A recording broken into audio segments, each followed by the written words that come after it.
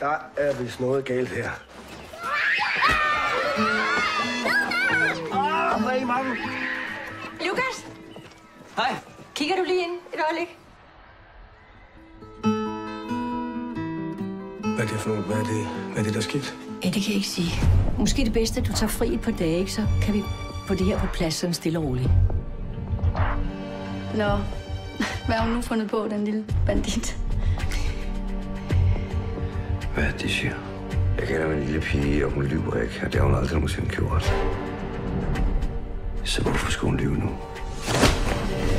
Sindssygt eller hvad? Hvis du rører min lille datter, så får du en kugle lige i panden. Han var på at smadre mit liv. Så ringede og sagde, at der er sket alt muligt klam nede i børnehaven. Du skal ikke høre på, hvad de siger, Magnus. Det er min bedste vens datter, det ved du godt, ikke? Jeg tror på børnene, Lukas. Det har jeg altid gjort. Men for helvede, du har ikke gjort noget. Det er dem, der er blevet syge i hovedet.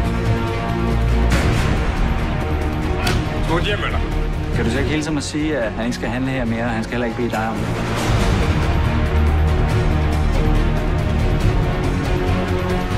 Vil du sige noget til mig? Hold op, Lukas! Hele byen står